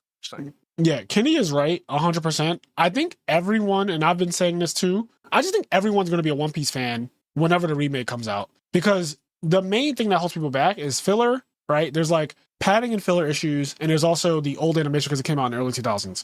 But once you don't have that as an excuse anymore, you're just left with all the greatness of One Piece, which we, the people who still have watched it and read it, regardless of that, we already know the truth. We didn't need like training wheels to get there. We just know the truth. But I'm not mad at people who need the training wheels or whatever to get like on the ship. Whatever gets you on the ship gets you on the ship, right? So that's right. And once you're on the ship, like you're part of my crew. You know what I mean? Like I don't care that it took you too long to get here, but once you here, like I'll dap you up like Scott Summers. I got you, bro. I got you. Don't you worry. You'll be to here. Me, my niggas. But yeah, I can't wait. X-Men 97 will come back too. I'll be happy for that. But yeah, One Piece, it's amazing. And I don't even think that at this point we need to really spread the gospel because it's inevitable now. Everyone will be watching One Piece in a couple years. You'll be infected. Don't worry. Yeah. It'll be just like The Last of Us. Like the whole world will be infected. Yeah, because it's going to be it's going to be so hype is the thing that people can't deal with in today's society being left out. Everyone has FOMO now. FOMO is like a part of society now. I don't know how. I do know how. Social media just gives everyone FOMO. So you don't want to be left out of something great. Like part of the reason why I think I even ended up watching Solo Leveling is because of fucking social media. Yeah. Like I didn't really care for Solo Leveling. I heard of it. I didn't hear about the concept of it, but I just heard of the name Solo Leveling so much and how it was going to be so amazing. And honestly, I was like, whatever. I'll see it if it's good. If not, I'll just keep on living my life. And then you just see something so much that you're like, all right. Okay, I'm bored tonight. I'll just play episode 1 and see what happens. And then that's how you get caught in a cult. So yeah, that, One Piece, they're going to watch season 1. It's going to be probably 24 episodes or whatever. They're going to watch season 1 and the animation, the fights, Arlong, when they get to that.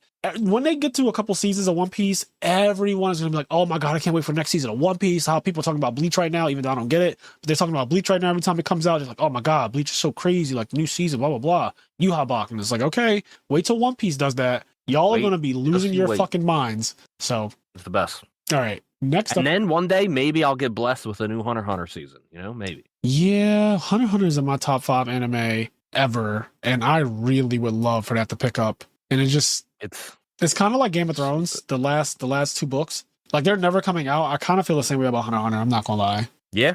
It's a shame. It's a shame because the manga is just, it's insane. I don't know. It's crazy. All right. You want to read this next one? Fuck ads? Fuck ads. The whole aggressiveness of ads lately reminds me of a scene in Ready Player One. The scene is where the evil corporation who's trying to win ownership of the game has figured out how much of the HUD they can fill with ads before inducing a seizure. Jesus. I'm personally in a love-hate relationship with ads. I do pay for the ad-free streaming services because I don't want my watching to get interrupted. However, that's the only ad blocker I use. When I'm on a website that asks for random or targeted ads, I choose the targeted option. Now, my wallet isn't happy. I choose that since a lot of those ads lead me to nerdy or trippy websites to buy whatever else. Like a lot of trippy clothing I wear on stage is from a website I clicked on from an ad. I essentially get somewhat useful ads. I know the rhythm game I play on my phone has ads, but if you skip them, you don't get extra rewards at the end of the song, so I don't mind too much. They got you good, bro. They got you good right now. They're like, oh, I don't mind the ads in this game I play because they give me extra gold when I watch the ads. They got my man good right now. They got him in a fucking chokehold. He's like, I play this game and then like I watch an ad for fucking Blue Chew and then they give me extra diamonds. They got my man good right now. Listen, I hear you, and I respect the fact. Like, I respect that some people gotta watch ads. It won't be me, but some people gotta watch them. Yeah, my thing is like for a period of time, I didn't mind paying for like Hulu or whatever with no ads. Yeah, but when it turned into the fact that there was more streaming services than cable channels, and you had to pay for all of them, and then there was an ad upgrade for all of them, and then on top of that, just general internet browsing, where like you just go to any random website, and there's like, for example, Instagram. I've mentioned this many times. Instagram is literally for me just like either like sexy like anime art or like just fucking girls with tits and ass, etc. Right? That's what my Instagram is. What's so fucking annoying is that I can't even use Instagram on my phone anymore because I would argue 70 to 80% of my scroll is not what I'm following. It's just like an ad. It's like a sponsored Instagram account, a sponsored this, an ad for this, an ad for that. And it's made it so like I can't even scroll my Instagram to look at what I want to look at on Instagram, the thing I curated for me, because it'll be like post from a person I follow, and it'll be like ad. Post from a person I follow, ad, post from a person I follow. Like, it's fucking crazy. It's unplayable. Yeah, it's not pleasant. Ads are now built into things where ad blockers sometimes don't even catch. Like, they've implemented ads in ways that are really annoying now. Some of the podcasts I watch on YouTube, like, they read ads out.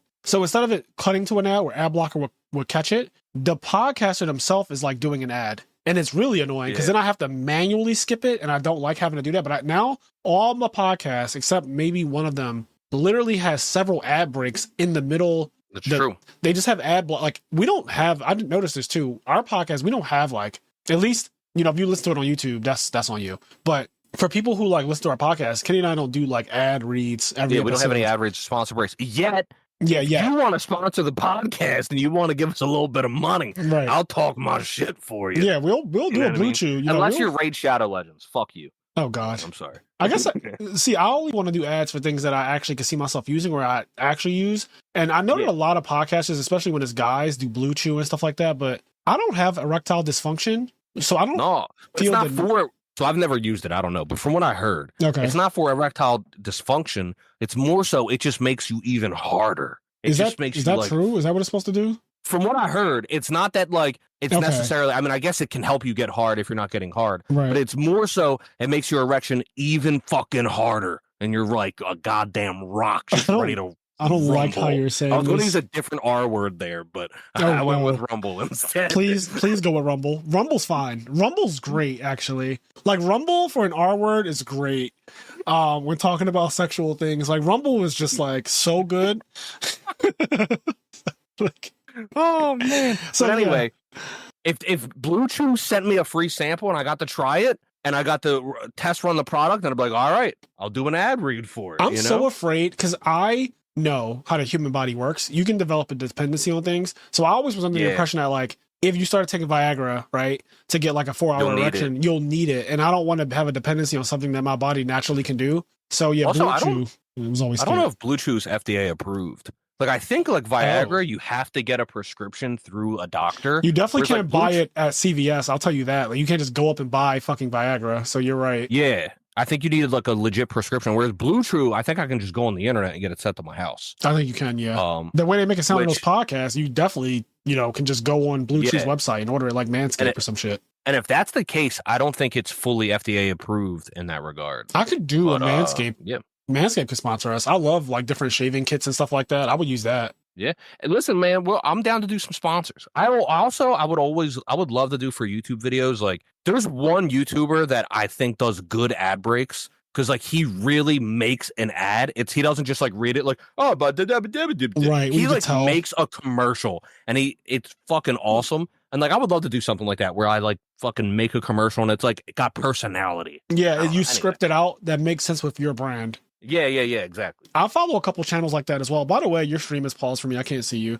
But I follow a couple brands or like, a couple channels on YouTube that do those ads where instead of it just being them reading a script that is blatantly so not them, like they even change their tone when they're reading it. Almost kind of let you know, I'm just doing this for the money. I like the ones where you could tell that the person said, okay, we're going to do this ad, but we're going to make it fit into our brand. Like if the IMNerd podcast did it, how would Kenny and Frazier do the ad? How would we do a Blue Chew or Manscaped ad? Not we're just reading what the points that they sent us in an email to get paid or whatever that we have to cover. It's like, how will we do it? And that would be fun. Yeah. I already have it in my head how I would do it. I've got scenes played out. Well, don't give them the sauce. Don't give them the sauce. I'm not going to tell y'all. But if I get sponsored by Blue Chew, I'm telling y'all the best you're going to see the best commercials.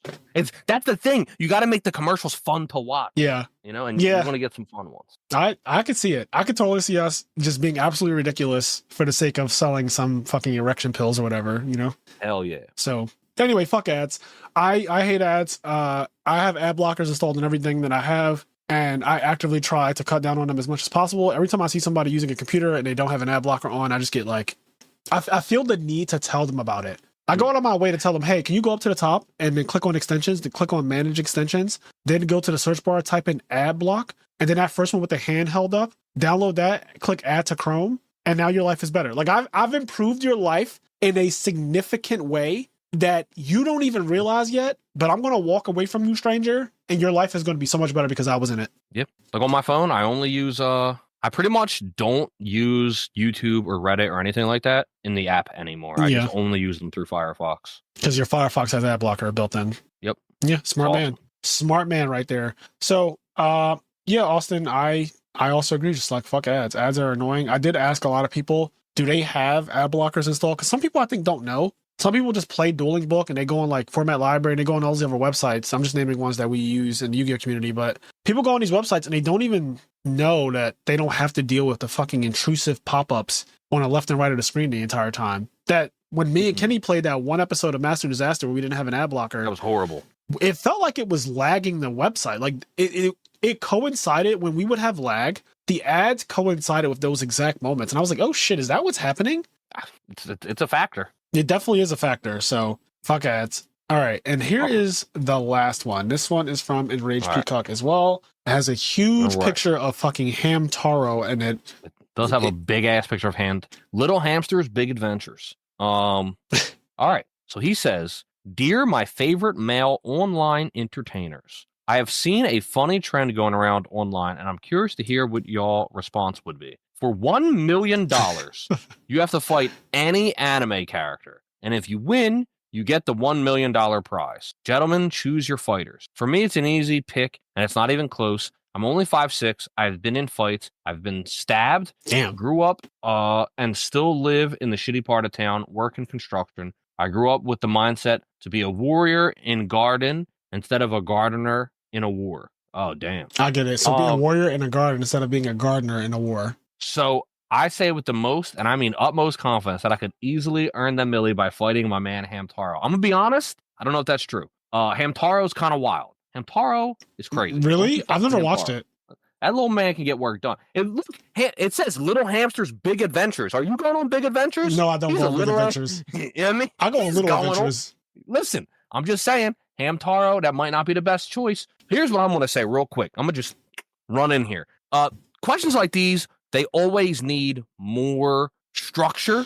Because if you just say you can fight any anime character, then I'm just going to pick like guy in the background of any slice of life. Yeah. Right? I'm going to pick a slice of life anime because slice of life anime are just my life. It's just life. There's no magic in them. There's no powers. I'm just like a random slice of life anime, and some guy with brown hair is who I'm gonna beat the butt. And also, just by the way, 80% of them take place in high school. So I'm gonna beat the shit out of a 15-year-old, which I know I can do. Yeah. So I'm gonna just beat the balls off of some 15-year-old and call it a day. So for things like this, yeah, it's got to be rules where it's got to be like a named character, and if I'm fighting them, it's got to be a character that can fight. Yeah. So I'm gonna lean in real quick and let y'all know something about me. Oh shit. We could do this the easy way. We could do this the hard way. Oh no. So for the easy way, right? If I'm just trying to be, a warrior in the garden, there's a character that has been the same age for way too long. He's a child. He's very popular. And I wouldn't give him a chance to use his weaponry, and I would absolutely beat his fucking ass. And his name is Ketchum. I'm not against fighting 10-year-olds. I will absolutely Can I ask how you're going to stop him from using his weaponry? I will absolutely beat the living shit out of Ketchum so bad. Y'all will never look at me the same. Like, I will stomp out that 10-year-old for $1 million. I'm telling you right now, the second he goes to grab a Pokeball, it's giving clothesline. It's giving clothesline on a 10-year-old like you've never seen. You ever watch wrestling? You ever play wrestling with your little cousins and you start slamming them, but you do it on a bed because you don't want to hurt them for real? It's giving that, but on concrete. I'm going to fuck Ash up so bad, and then I'm going to take his Pokeballs, and not only will I get $1 million, but I'll also have Pokemon. I'll take his badges and everything. And now I become a Pokemon trainer on top of being a millionaire all of a sudden. So that's the easy answer. Can I just ask one question before you go forward? Go ahead. What's up? One, Pikachu's not in a Pokeball. I just want to know how you're dealing with Pikachu's not in a Pokeball. But Pikachu's a problem. Two, but I have cheese. In this, not I have cheese. I simply have cheese. I don't know what to like. What did you? If I'm taking Frazier, if I'm doing what Frazier's doing, I'm gonna just do everything he said, but I'm gonna go for Misty. Oh my god! All right, we're ending. We're not. Anyway, so if I want to do this the hard way, if I want to do this the absolute hard way, I'm fighting Sung Jin Woo from episode 1 of Soul Leveling because I feel like I'll whip his little ass. He's considered the worst in the world, like the absolute worst hunter in the entire world. He still carries around like a pocket knife, and he's been in many fights that he survived every single time, but he's used to getting beat up and getting healed by his friend who won't be there. And I feel like, it'll be somewhat of a challenge because he at least knows how to stab, and like, he has some combat experience. So that'll be like the hardest I'm willing to go for the million. What would you bring to that fight? Just my fist. Oh, just your fist. Yeah, I wouldn't. He's got a little sword. No, he does have a little, he does a little, and I have 2 katanas. In fact, shout out to Frozen Soul. Haven't talked to my boy in a minute, but shout out to Frozen Soul who sent me a sharp ass katana that is in my apartment now. And I could bring that, but I also feel like a katana against Sung in episode 1 is just actually not fair. Like, legit. He's so bad. Like, he would never be able to get to me with his little knife because the range of a fucking katana is just not fair. But I think I would just go fisticuffs to give it like some thrill. Like, I'm still going to whip his ass, but I just want the thrill of he might do something, I hear you. I'd bring a baseball bat, bro. Jesus Christ. I'm bringing a baseball bat. What are you, Negan? I'm swinging. Yeah, bro. You fucking Conquest? Like, yeah. You gonna fight I'm Glenn? bringing a bat. Like Glenn? I'm bringing a bat, yeah. You're fighting against tied up Glenn in a Walking Dead. You're like, I want to be Negan fighting against tied up Glenn specifically. Yeah, fuck that. Yeah, it's because I feel like you have to pick a character that can fight to some degree. So I think you picked a good one. Episode 1, Sung Jin Woo. Yeah, he's a fighter. Like, that's what he does for a living. Episode 2, right? No, I'm not. When he starts being able to do 100 push-ups, 100 sit-ups, a fucking 10-kilometer run, I'm good. Yeah, you can take episode 1 guy. Like, you can do, yeah. Like, and that's still kind of a dangerous fight. It is, you know, because he does have a knife, and I don't. I'm coming in barehanded, and I have to fight against somebody who has a fucking pocket blade or whatever. Yeah, that's a good one. That's not a bad one. Yeah, it's as noble as I'm willing to be without, if, like I said, the easy way, I'm just fighting Ash. I'm fighting Ash Ketchum, throwing a piece of cheese, and I'm just sucker punching that kid. Not a piece of cheese. Throwing a piece of cheese. Look over there. And then Pikachu looks, and I just fucking sucker punch Ash, and Pikachu's just eating cheese the entire time. I'm wailing. I'm fucking mink, mink, mink, mink, mink, mink. Crazy. That is so crazy. Oh my God. Well, yeah, I don't know. Some of y'all are slow. Like, some of y'all would be like, I could take Krillin. And y'all are so crazy. Stop. You couldn't take Krillin from Dragon Ball. You couldn't. No, you couldn't. You couldn't take Krillin if he was a nub. Like, if he had no legs, no arms. He'd still beat the shit out of you. Yo. Not nubbed Krillin. Listen, you could take all his fingers away and he'd still beat the shit out of you. I agree. Because I saw something like that. It was something on YouTube, and it was like, out of these 6 characters, like, who would you fight? And it was like Naruto and fucking just various characters like Asta and like Shinra, I think his name is, from Fire Force, and like somebody else, but Krillin was on there. And almost everybody picked Krillin. And I was like, I don't think y'all realize Krillin is beating the balls off of the rest of the people here. Like, he's crazy. Like, he's going to beat the shit out of these people. Yeah. They're just delusional. Sometimes people just forget that the Z fighters, even the weakest Z fighters, are ridiculous. Yeah, people are tripping. Like, I don't know, man. I'm not catching those hands. I saw one recently. Actually, we can, because that's the last one. That was the last one. Yep. So I'm not gonna be able to find the picture, but it was one of those. It was like 6 people, right? And it was like, if you got to get punched square in the chest by one of these guys, like, who is it, right? And it was Gon, UI Goku. What? It was Gon Freaks, UI Goku. I think it was like Yuji from JJK. That's his name, right? His name Yuji, the main character. Itadori, whatever. Yuji Itadori, yeah.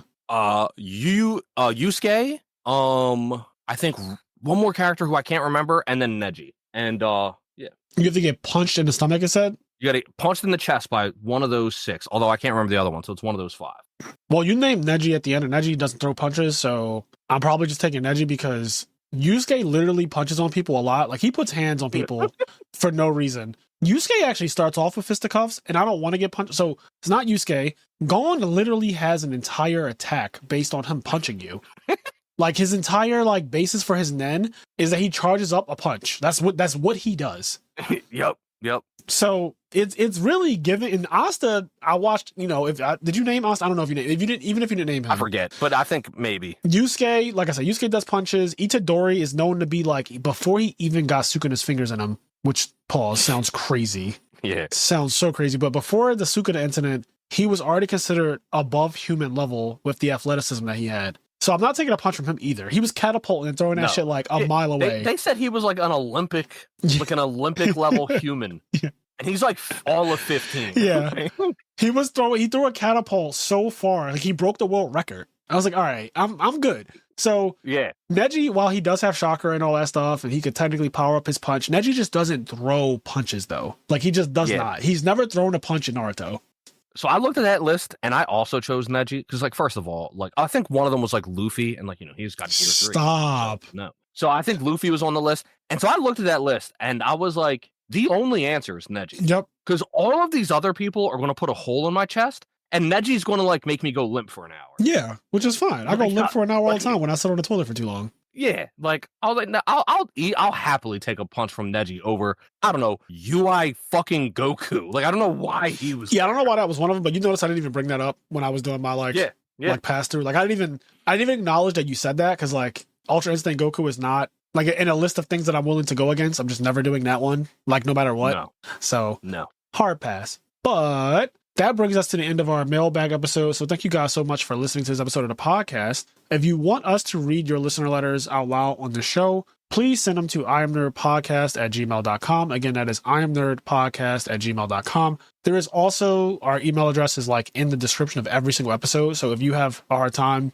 you can just copy and paste it directly from the description of this episode and every other episode it's there. With that being said, we are going to read out the names of the people at the party member or higher tier on our Patreon. So thank you guys so much for your support as always. We have Ready for the Arc Tempered, Nova Leo, Stand Ready for My Arrival Worm, Xavier Swift, This Ain't God, This is Stanley Earl, The Sultan of Slot, You Can Get Cooked in Any Format, Henri Reynolds, Dennis Milburn, First to Arise, Vincenzo, Dallas Bailey, KJ, How Much Meter You Got. I love that, Vincent. So that's from Tweak's last podcast where he was saying there are certain people in the Smash community who won't win an event for a little while, but they're like one of the best players in the world. Like, let's say like a Mango, for example. And what they're doing is not that they're bad or that they're washed. They're just like storing meter. And eventually they store so much meter that they just win an event. They just like, everyone forgets about Mango for like a couple months. They're like, oh, like he hasn't won anything in a while. Like he'll get a top 8 here and there, but like, they're like, oh, Zane's going to win every time, or IBDW or whoever is the top players right now. And, you know, then you'll just get Mango just wins a super major. Like he just wins a P-tier event. It's so crazy because Zane just lost to fucking Junebug using Donkey Kong. Wait, that just happened? The fact that Donkey Kong is like topping tournaments right now. No, I know. I knew. So it is crazy. Link and Donkey Kong have both, for the last 12 months, have both been doing, like, there was a Link in the finals. Like Melee is going ham. Melee is, just when you all thought Melee was done, they're like, by the way, DK and Link are in top 8. Like, what the fuck? Bro, they were in the finals. Like, I remember seeing Donkey Kong in the finals, and I saw Link in the finals, and I was like, all right, well, that's crazy. Link took a game off of Zane's Marth. So, anyway, so that How Much Meter You Got thing is really cool because it applies to people who are really good at things that, like, don't play them as competitively as they were at their peak. And I kind of consider myself to be in that same tier of, like, you know, I store a meter, and then eventually one day you're just going to hear about another Frazier Smith victory. You know, I'm going to go to Ultimate Time Wars and then randomly win or something. That could just happen at any given time. Just need to luck the line up a little bit. But all right. Next, we have Sarah Maria, Alex Ahern, FT Campa, Traveler of the Burning Abyss, Gore's in My Prison Pocket, Sugal, Vicky Venomon, Elijah Barfall, Tyler Tadeo, Flavi the Mega Monarch, 1,000 episodes down, only 126 to go. That's crazy in Rage. Jesus Christ. Janitor 215, Thomas Rue, Joshua Carroll, Eric Chai, Brian Moore. This Ain't God is the City Councilman Eric Mays, Mike and John, and then we have Tim Bailey's Glaze Smooth Butt, Nod Win, B-Dog 23, Hershey Bar, Phil and Poister, Tyler Frasher, Sasha Egger, Daniel Anderson, Deroa, Chicken Toasters Strudel, Jordan Eastman, Robert Light, Clanger, Pavinci, Travis Lurs, Harsh Kumar, HC19, Gregory Calmarang, Limp Bizkit Jigsaw, Mike and John, Frago, Anthony Japov, Michael Zhang, Konjik, Tyler, Neos is my alias, Chris Louie, Bob Cuddy, Kevin Garcia, Teth Adam, Time Wizard 942, and Luis Juarez. Again, thank you guys so much for all your support. You guys are the backbone, the lifeblood of the IMNerd podcast. Don't forget that. You mean a lot to us. And with that being said, as I always say, do the things that make you happy, including writing in listener letters to your favorite podcast. If you want us to discuss things, and as you can tell from the listener letters we read today, they could be on literally anything, and we'll just talk about it. And we can go on tangents and rant. It'll be fun. It's a good time. We wait for a while before we do a mailbox episode. We let it kind of sit in the mailbox for a little bit, and then we just, you know, unleash it all at once. But I love doing these, and I'm going to Japan this week, so I will be out for I will literally be out for 2 weeks, but we will still be releasing content during that time. We have content stored up, so that way you guys are still getting stuff. But yeah, Japan's going to be really fun, and then I expect to come back and do a podcast on my experience this time and all that good stuff. So we'll catch you in the next one, guys. Peace. Peace.